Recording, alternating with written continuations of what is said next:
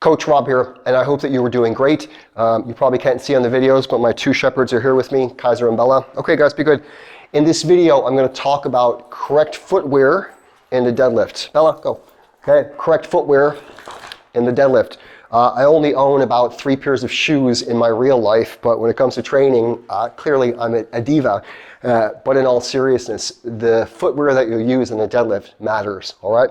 So I'm going to go into a little bit of detail on this. If you've got about 5 minutes or so, it's going to be well worth it. It's going to teach you a ton about the proper footwear that you're going to need for deadlifts, all right?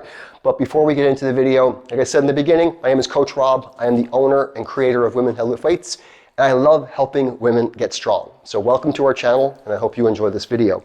Let's talk footwear and the deadlifts. Bella, go please. Okay, first and foremost, when you're deadlifting, you do not want to deadlift in sneakers, okay? Don't deadlift in sneakers. The padding in the sneakers is terrible for you on deadlifts because when you're deadlifting, you want to be applying force into the floor, all right? And if you're applying force into the floor through your feet and your feet are standing on pillows, you're going to lose the ability to transfer force and to create a good tripod foot, all right? I actually don't even own any regular sneakers. I think they're that bad for you in many ways. So I would show you a pair of sneakers, but I don't have any, okay? So now let's get to the next thing, which is important on deadlifts and footwear, which is having something with a flat, non-padded sole, okay? So these are my old Chuck Taylors. I don't wear them a lot anymore. I don't use them in training. They're more just my comfortable shoes.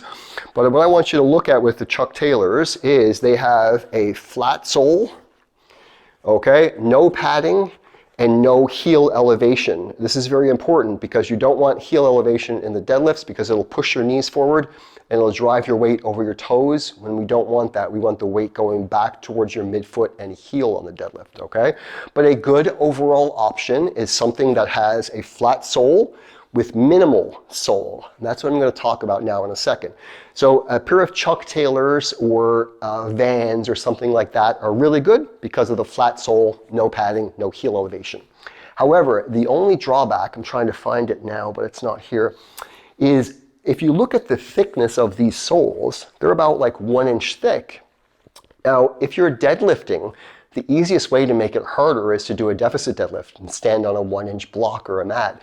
That's what you're doing with footwear like this, is you're making the deadlift harder. You're also losing a little bit of contact between the floor and your foot, all right? So while these are good, there are better options, and I'm gonna go over them now, all right? And before I get to those, you can always deadlift barefoot. I highly recommend deadlifting barefoot, deadlifting in socks, especially if your floor is padded or grippy. If you're deadlifting with a slippery floor, I do not recommend barefoot at all. And if you're deadlifting sumo, I don't recommend barefoot at all, okay? So now let's drill down and go a little deeper. Here's my 2 favorites when it comes to the deadlift, okay? My 2 favorites.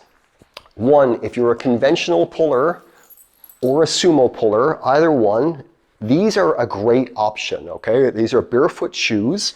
You can see that they have a very minimal padding, very grippy, super light, and they are literally like having your feet into the floor. I absolutely love my barefoot shoes, all right? I usually use these when I coach. I wear them often when I train.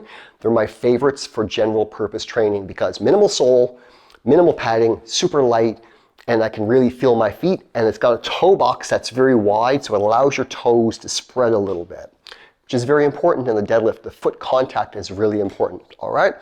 So I love barefoot shoes, highly recommend them. My next favorite, I've had these for about 15 years, 20 years, I kid you not, are Asics wrestling boots, okay? Asics wrestling boots. If you're a sumo puller, these are beautiful, all right? They're so good on sumo, like I love them. They're grippy, they're tight.